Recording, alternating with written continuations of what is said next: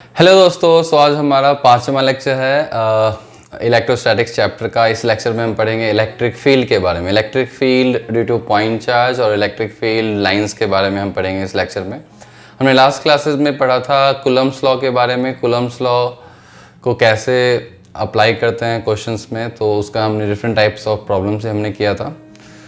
तो वो थोड़ा सा ओल्ड मतलब जो मेथड है, मतलब कूलम्ब्स लॉ ज़्यादा प्रॉब्लम्स नहीं आती है जनरली कूलम्ब्स लॉ पे। जो मेन जो टॉपिक है हमारा वो इलेक्ट्रिक फील्ड है इस चैप्टर का, और इलेक्ट्रिक फील्ड ये कॉन्सेप्ट काफ़ी इंपॉर्टेंट है, तो उसी का हम चर्चा करेंगे आज। सो चलिए स्टार्ट करते हैं आज का टॉपिक। तो मैं टाइटल लिख देता हूँ, heading electric field. Electric field, तो ये मैं बता देता हूँ कि ये जो टॉपिक है या फिर ये जो टर्म है जो हमारा फिजिक्स में आया है 12th क्लास में। यदि आप 12th क्लास में हो, मतलब 11 से 12th में प्रमोट होके आए हो, तो मतलब ये टर्म आपने पहली बार सुन रहा होगा, मतलब ये टर्म का यूज़।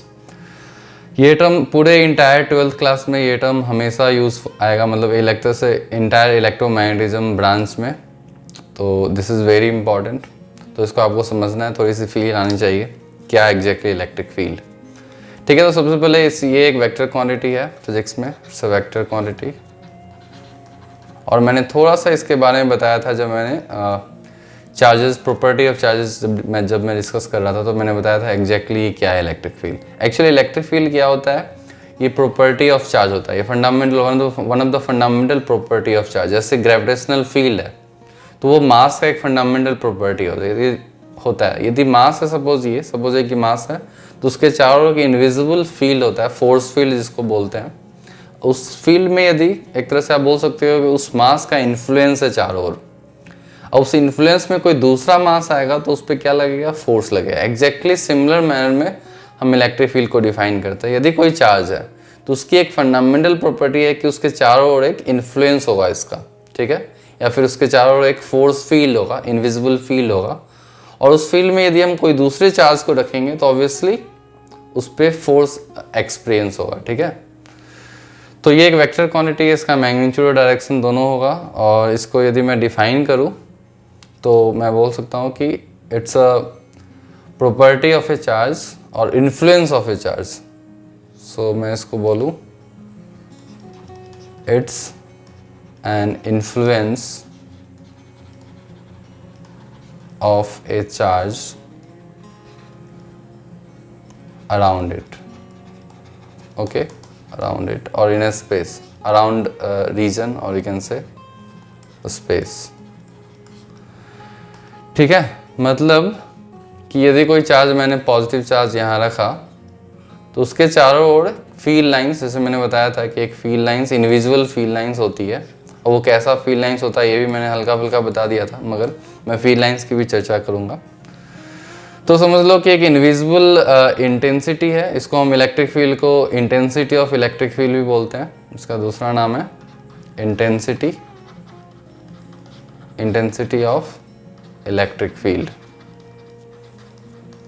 या फिर कभी कभी हम इसको बोलते हैं strength of an electric field, strength of an electric field, ठीक है। तो इसका इन्फ्लुएंस जो चारों तरफ होता है, तो यदि आप जितना दूर जाओगे उसका इन्फ्लुएंस उतना घटेगा, तो इसकी वैल्यू भी, मैग्नीट्यूड भी घटेगी, ठीक है। तो इसके इन्फ्लुएंस को एक क्वांटिटेटिव डेटा दे दिया गया, क्वांटिटेटिव वैल्यू दे दिया गया, जिसको कि हम एज ए मैग्नीट्यूड हम कैलकुलेट करते हैं, ठीक है। तो यदि मैं एक पॉइंट चार्ज लिखूँ, यहाँ पे मैंने सपोज पॉइंट चार्ज लिया Q, तो इसके चारों ओर मैंने बोला है कि इलेक्ट्रिक फील्ड है। तो एट ए डिस्टेंस R पे हम इसको ऐसे एक्चुअली डिफाइन करते हैं कि इलेक्ट्रिक फील्ड होता है हमारा किसी भी यूनिट चार्ज पे कितना फोर्स लग रहा है, तो फोर्स पर यूनिट चार्ज, इस तरह से हम इसको इलेक्ट्रिक फील्ड को डिफाइन करते हैं। अब इसको समझ लेते हैं। ये सपोज मैं Q1 लिखता हूँ, तो सपोज आपने Q1 यहाँ पे चार्ज एक रखा, तो जब आपने Q1 चार्ज रखा, Q के द्वारा ऑलरेडी वहाँ पे कुछ इन्फ्लुएंस था, तो जैसे ही आपने Q1 रखा तो उस दोनों पे फोर्स लगा होगा। तो फोर्स आपने कूलम्ब्स लॉ से आपको पता है, फोर्स आप कैलकुलेट कर सकते हो। तो फोर्स क्या होगा, KQ1/R², ये फोर्स उस पर लगा होगा। और फोर्स की डायरेक्शन क्या होगी, फोर्स की डायरेक्शन अपोजिट डायरेक्शन में होगी, रेडियली आउटवर्ड, और उस रिपल्सिव एक तरह से फोर्स होगा, ठीक है। अब ये फोर्स लगा, अब ये फोर्स डिवाइड बाय इसका मतलब इसका बेसिक मैथमेटिकल डेफिनेशन है इलेक्ट्रिक फील्ड का कि force experienced by a unit charge in a space around a given charge is known as electric field.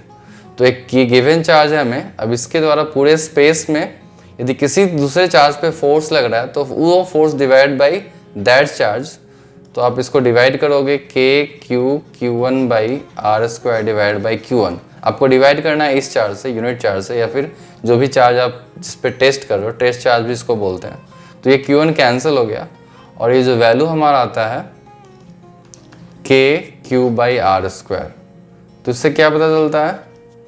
इससे पता चलता है कि जो इलेक्ट्रिक फील्ड है वो सिर्फ उस चार्ज पे डिपेंड करता है जिसके द्वारा आप इलेक्ट्रिक फील्ड कैलकुलेट कर रहे हो, ठीक है। तो सपोज हमने क्यू चार्ज लिया था, तो यहाँ पे जो इलेक्ट्रिक फील्ड की वैल्यू आई वो इस पे ही डिपेंड करती है, इस चार्ज के मैग्नीट्यूड पे ही डिपेंड करती है, या फिर इस चार्ज से डिस्टेंस पे डिपेंड करती है। तो आपने देखा ये, तो इसी को हम बोल देते हैं electric field due to a point charge. तो इसको हम बोल देते हैं electric field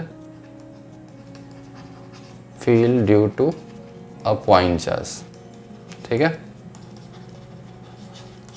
electric field due to, तो ये इलेक्ट्रिक फील्ड का फंडामेंटल डेफिनेशन है, ये दो फॉर्मूला आप इसको याद रखना है। एक फॉर्मूला है हमारा electric field equals to force experience by a test charge divide by the test charge, और उसी को हम सिंप्लीफाई करते हैं तो हमारे पास एक फंडामेंटल फॉर्मूला आता है इलेक्ट्रिक चार्ज का, उसके इन्फ्लुएंस का, जो कि हम क्वान्टिफाई करते हैं, जो कि होता है के क्यू बाई आर स्क्वायर, और के की वैल्यू वही है के इक्वल्स टू 9 × 10⁻⁹ न्यूटन।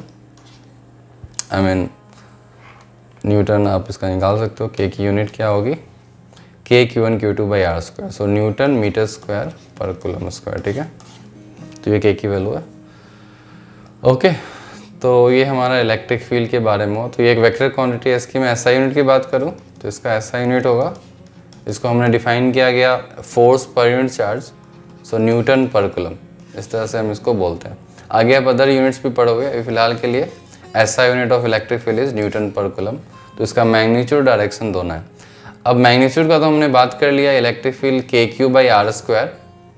अब इसकी डायरेक्शन चाहो तो मैं वेक्टर फॉर्म में इसको लिख सकता हूँ इनटू मतलब आर कैप या फिर आर क्यूब आर वेक्टर के फॉर्म में, मगर मैं प्रेफर करता हूँ कि आप डायरेक्टली इसका मैग्नीट्यूड फॉर्म में याद रखो।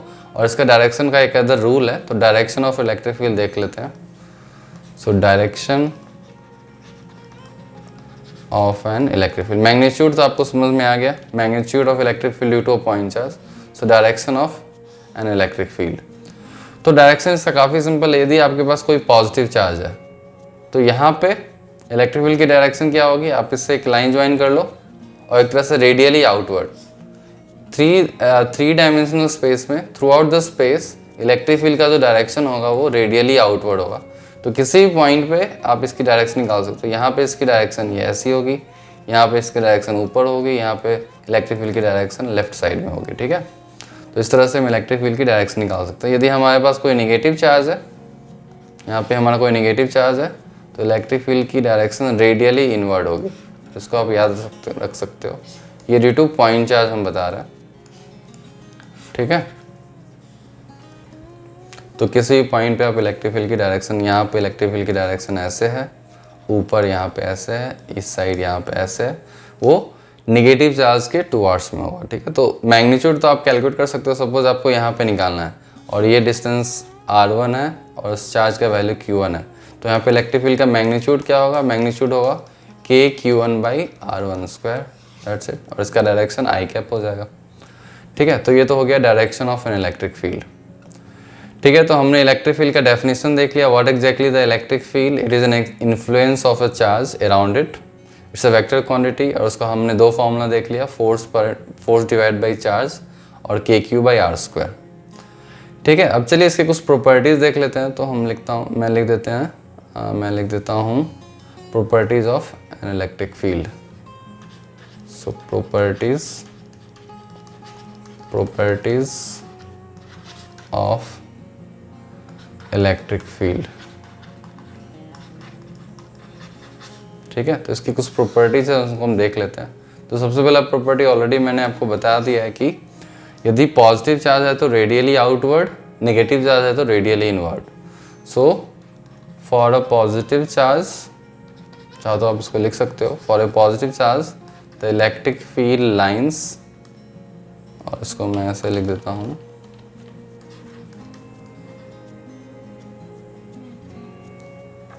मैं पूरा सेंटेंस ही लिख देता हूँ, electric field lines are radially outward. ठीक है, और a positive point charge basically, तो पॉइंट चार्ज के द्वारा इलेक्ट्रिक फील्ड लाइन जो होगा रेडियली आउटवर्ड होगा इन 3D space, in 3 dimensional space, whereas for a negative charge it is radially inward।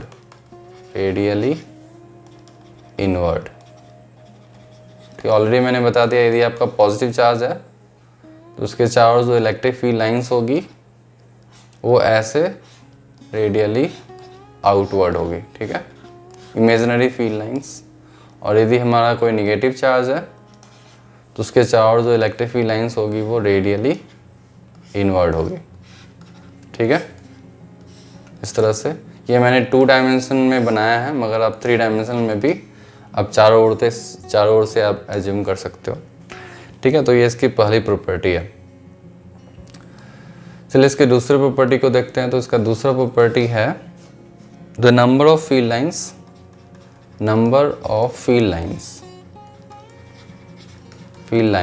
Is directly proportional to the charge. मतलब जितना ज़्यादा magnitude of charge होगा उसकी फील्ड लाइंस उतनी ही ज़्यादा होगी। तो ये क्वाइट ऑब्वियस है, तो इसको आप याद रख सकते हो। थर्ड प्रॉपर्टी की बात करें तो field originates from positive charge, so field lines originates from positive charge। ठीक है, and terminates at infinity और negative charge। तो इसको आप याद रख सकते हो, या तो पॉजिटिव चार्ज से ओरिजिन होगा उसका और टर्मिनेट हो, या तो नेगेटिव चार्ज में होगा या फिर इनफाइनाइट पे जाके टर्मिनेट होगा। ठीक है, फोर्थ प्रॉपर्टी की बात करते हैं। तो फोर्थ प्रॉपर्टी हमारा है electric field lines never form a close loop. Electric field lines never form a closed loop.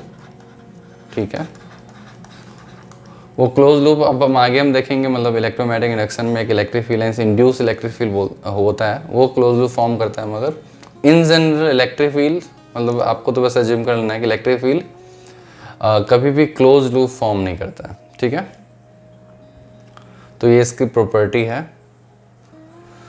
अब यदि मैं 5वें प्रॉपर्टी की बात करूँ तो electric field lines never intersect each other also. So electric field lines never intersect each other. यदि intersect करेगी तो इलेक्ट्रिक फील्ड लाइंस की 2 डायरेक्शन हो जाए, किसी वेक्टर क्वांटिटी की सिर्फ एक सिंगल डायरेक्शन होती है, तो हम ऐसे बोल सकते हैं। ठीक है, एक और 6th प्रॉपर्टी आप लिख सकते हो कि इलेक्ट्रिक फील्ड डेंसिटी और इलेक्ट्रिक फील्ड लाइंस डेंसिटी यदि ज़्यादा होगी, more density means more strength of electric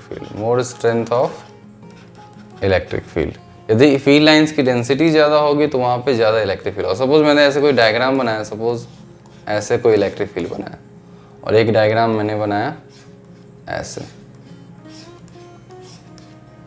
ठीक है, तो आप देख रहे हो कि डेंसिटी कहाँ पे ज़्यादा है। यदि मैं कंपेरिजन बोलूँ, मैं A बोलूँ और यहाँ पे मैं B बोलूँ और चार्ज दोनों का सेम ही है सपोज इन केस, तो आप किसका इलेक्ट्रिक फील्ड ज़्यादा बोलोगे? मतलब एक जनरल आप कंपेरिजन करोगे तो EB is greater than EA। ठीक है, यदि फील्ड डेंसिटी ज़्यादा है तो वहाँ पे इलेक्ट्रिक फील्ड का मैग्नीट्यूड भी ज़्यादा होगा। तो ये 6 प्रॉपर्टी आपको याद रखना है। फर्स्ट प्रॉपर्टी हो गया इलेक्ट्रिक फील्ड लाइंस का कि for a positive charge it is radially outward, for a negative charge it is radially inward. Second property है electric field lines is directly proportional to the charge. ज़्यादा charge होगा तो electric field lines ज़्यादा होगी, ठीक है। मतलब magnitude यदि चार्ज का ज़्यादा होगा तो इलेक्ट्रिक फील्ड लाइंस ज़्यादा होगी। Electric field lines originate from positive charge and terminates at either infinity or negative charge. Electric field lines never forms a closed loop. Electric field lines never intersect each other और electric field lines density जो है वो उसके strength के proportion होगा, ठीक है। तो ये प्रॉपर्टी को आप याद रख सकते हो, ठीक है। अब जो प्रॉब्लम्स जो होता है इलेक्ट्रिक फील्ड पे, एक तरह से 2 तरह के प्रॉब्लम्स होते हैं इलेक्ट्रिक फील्ड पे। सो यदि मैं इलेक्ट्रिक फील्ड के प्रॉब्लम्स की बात करूँ और कैलकुलेशन ऑफ इलेक्ट्रिक फील्ड की बात करूँ, मैं लिख देता हूँ calculation of electric field, calculation of electric field. अब देखो कैलकुलेशन ऑफ इलेक्ट्रिक फील्ड यही इस चैप्टर का मोस्ट इम्पॉर्टेंट पार्ट है कि आपको इलेक्ट्रिक फील्ड कैलकुलेट करना है। तो आपको यहाँ पे चार्ज दिया होगा, यहाँ पे चार्ज दिया होगा, इसके द्वारा इलेक्ट्रिक फील्ड लाइंस ऐसे होगी, इसके द्वारा इलेक्ट्रिक फील्ड लाइंस ऐसे होगी। एक्चुअली ये इंटरसेक्ट नहीं करेगी, मगर इस चार्ज का इन्फ्लुएंस यहाँ होगा और इस चार्ज का इन्फ्लुएंस यहाँ होगा, दोनों का इन्फ्लुएंस यहाँ पे होगा एक तरह से। तो एक तरह से सुपरपोजिशन प्रिंसिपल की तरफ आप देख सकते हो कि उस चार्ज का भी इन्फ्लुएंस है और इस चार्ज का भी इन्फ्लुएंस है, तो दोनों इन्फ्लुएंस ऐड हो जाता है। कैसे ऐड होता है? वेक्टर एडिशन से। मतलब ये दोनों वेक्टर क्वांटिटी है तो वेक्टोरियली उसको हम ऐड कर सकते हैं, ठीक है। तो आप कैलकुलेट करोगे इलेक्ट्रिक फील्ड तो ऑब्वियसली टाइप्स ऑफ चार्ज पे डिपेंड करता है कैलकुलेशन ऑफ इलेक्ट्रिक फील्ड। तो आपको 2 तरह के क्वेश्चंस मिल सकते हैं, 2 तरह के क्वेश्चन जनरली मिलते हैं। एक होता है कि आपको डिस्क्रीट चार्ज सिस्टम रहेगा, डिस्क्रीट चार्ज सिस्टम होगा। मतलब डिफरेंट लोकेशंस पे पॉइंट चार्ज होंगे, Q1 है, Q2 है, Q3 है, Q4 है। आपको कहीं पे इलेक्ट्रिक फील्ड इसके द्वारा निकालना होगा। तो आप क्या करोगे? सबके द्वारा इंडिविजुअल इलेक्ट्रिक फील्ड निकालोगे, क्योंकि आपको पता है electric field due two point charge, और वहाँ पे वेक्टर सम ले लोगे और उससे आपका आंसर आ जाएगा। इससे आप इलेक्ट्रिक फील्ड कैलकुलेट कर सकते हो।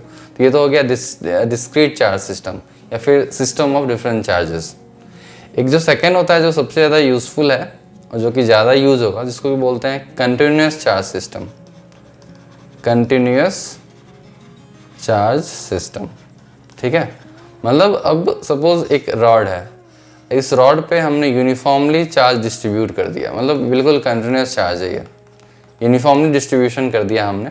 अब इसके द्वारा हमें इस पॉइंट पे या फिर यहाँ पे या कहीं पे भी स्पेस में इसके द्वारा हमें इलेक्ट्रिक फील्ड निकालना है। अब ये तो पॉइंट चार्ज नहीं है तो हम डायरेक्टली फॉर्मूला तो लगा नहीं सकते हैं। तो यहाँ फिर मेथड ऑफ इंटीग्रेशन यूज होता है कि इंटीग्रेशन मेथड से आप इलेक्ट्रिक फील्ड कैलकुलेट कर लो, ठीक है। और ये तो मैं एक एग्जांपल दिया, सपोज कंटिन्यूस चार्ज डिस्ट्रीब्यूशन में आपका दूसरा एग्जांपल ऐसा भी हो सकता है। सपोज एक सर्कुलर डिस्क है या फिर सर्कुलर रिंग है, रिंग पे मैंने चारों तरफ चार्ज ऐसे डिस्ट्रीब्यूट कर दिया, ठीक है, यूनिफॉर्मली डिस्ट्रीब्यूट कर दिया। या फिर आपका डिस्क है, डिस्क को मैंने यूनिफॉर्मली डिस्ट्रीब्यूट कर दिया। या फिर आपका स्फीयर है, कोन है आपका, इस कोन पे मैंने और ऐसे स्फीयर पे हमने चार्ज को डिस्ट्रीब्यूट कर दिया। तो इन सबको बोलते हैं कि electric field due to calculate करना electric field due to continuous charge distribution, ठीक है।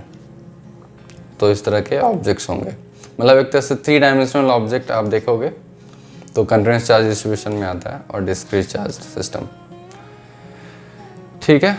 और यदि मैं कंटिन्यूस चार्ज सिस्टम की बात करूं तो जो हमारा कंटिन्यूस चार्ज सिस्टम होता है, कंटिन्यूस चार्ज सिस्टम, इसमें भी 3 तरह के सिस्टम्स होते हैं, 3 टाइप्स के सिस्टम। एक को बोलते हैं लीनियर चार्ज, एक को बोलते हैं सरफेस चार्ज और एक को बोलते हैं वॉल्यूम चार्ज।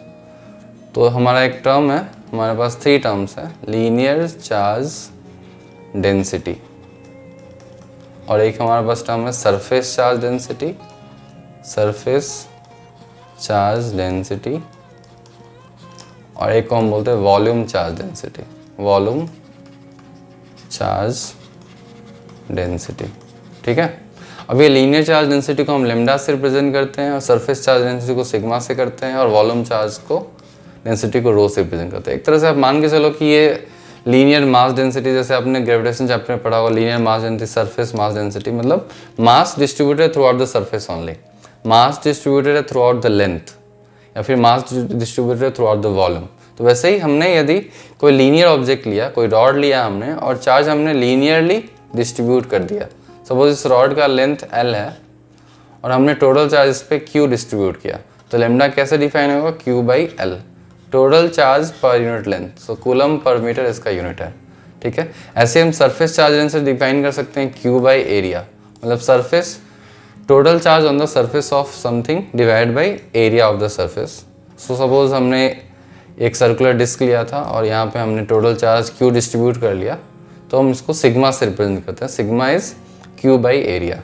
और ऐसे ही यदि हमारा कोई वॉल्यूमेट्रिक है रीजन, तो हम total charge divide by volume यदि हम करेंगे तो हमें वॉल्यूम चार्ज डेंसिटी आ जाएगा। ठीक है, तो इसकी बात ये सब की बात हम करेंगे ऑब्वियसली जब हम कैलकुलेशन सीखेंगे, कैलकुलेशन ऑफ इलेक्ट्रिक फील्ड। तो आगे के लेक्चर्स आपको आगे के जो लेक्चर्स हैं वो आपका बिल्कुल कैलकुलेशन ऑफ इलेक्ट्रिक फील्ड पे ही होगा। ठीक है, अब different system of charge, continuous charge system due to long rod और due to arc, basically circular arc, उस सब के द्वारा इलेक्ट्रिक फील्ड क्या होगा, ड्यू टू डाइपोल, ये सब चीज़ें आएगी। यदि मैं एक छोटा सा क्वेश्चन दे दूँ क्विकली, जो हमने आज पढ़ा, हमने क्या पढ़ा आज, हमने पढ़ा इलेक्ट्रिक फील्ड के बारे में, क्या है होता है इलेक्ट्रिक फील्ड, उसका electric field due two point charge क्या होता है उसका हमने फॉर्मूला देखा, और इलेक्ट्रिक फील्ड लाइंस के हमने प्रॉपर्टी देखे। ठीक है, तो उस पर ही एक क्वेश्चन मैं पूछ लेता हूँ आपसे। नेक्स्ट लेक्चर में हम इसके कैलकुलेशन को देखेंगे इन डिटेल। यदि मैं पूछूँ कि draw the electric field lines, draw the electric field lines due to following configuration of charges। ठीक है, अब मैं पहला क्वेश्चन मैंने पूछा कि मैंने आपको 2 पॉजिटिव चार्ज दे दिया, ठीक है, किसी डिस्टेंस पे, और आपको क्या करना है कैलकुलेट, आपको बेसिकली आपको इलेक्ट्रिक फील्ड लाइंस ड्रॉ करनी है। तो आपको इसको चाहो तो आप ट्राई करो। ठीक है, तो इसको कैसे ड्रॉ करेंगे, रेडियली आउटवर्ड है, ये रेडियली आउटवर्ड होगा, ये रेडियली आउटवर्ड होगा, और यहाँ भी हमारा रेडियली आउटवर्ड होगा। अब यहाँ पे प्रॉब्लम है, यहाँ पे ऐसे रेडियली आउटवर्ड में इसको इंटरसेक्ट करना चाहेगा, मगर ऐसा होगा नहीं, तो यहाँ पे ये बेंड हो जाता है, ये ऐसा हो जाता है, तो यहाँ एक रीजन बन जाता है कि जहाँ पे इलेक्ट्रिक फील्ड लाइंस बिल्कुल होगी ही नहीं।